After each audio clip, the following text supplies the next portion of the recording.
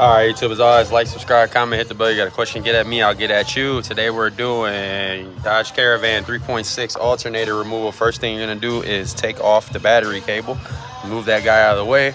Then you have to pop this clip up and go down here and take that clamp off. Now, to each his own, you don't have to, but I took out the air box for this. I unclipped it, which would be the bottom. There's a 12 right here. Move this guy out of your way. That can rest right there.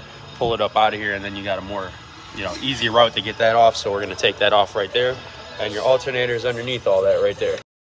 When you pull this off, you're going to lose a little bit of coolant, but not too much that you can't deal with. Just flip the hose up real quick and keep it right there to save it. We're going to move it out of the way completely.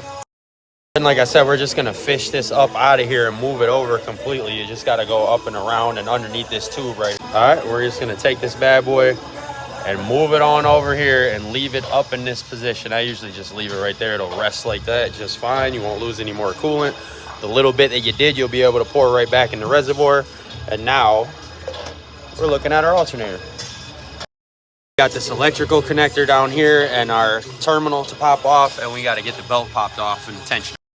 So belt tensioner is that guy down in the back, 3/8 ratchet. You can take the wheel off if you want. I usually just go right through here with my ratchet and do it like that. So that's usually how I go about it, and I just pull up on it. That's enough to get the tension off and pop the belt real quick. Get that bad boy off of there.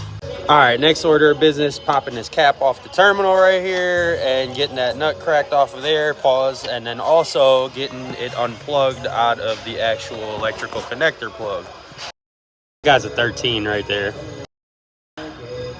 All right, now what's gonna suck the most is this connector right here. So you gotta pop that red tab right there, slide it back, and then you can push it down and push it back. So get a screwdriver in there, pop that red tab. Then the bolts from there are pretty simple. 2 bolts right here, 13, and that guy right there with the stud on it on the bottom. The bottom one right here, like I said, the stud's on it. Gonna work that off, 13. Then I'll meet you up top for those 2. Alternator will be loose and you can slide it on this stud, but there's not enough room without it hitting the frame. So you're gonna have to go down in here and put an E-socket on there and get that stud out of there as well. Like that guy right there. All right, E7, loosen that bad boy.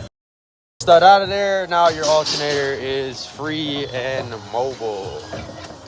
All right, now when it's free like this, you got 2 choices. Take that mount out, jack the engine up a little bit and go through here, or take the compressor off and go through the bottom. I'm gonna go through the bottom. I think that'll be a little easier for people on the street than messing with the mount and stuff like that. See, it's literally sitting on it. So when you take these 412s out, you don't have to mess with any lines. It'll fall right at the bottom. So let's do that.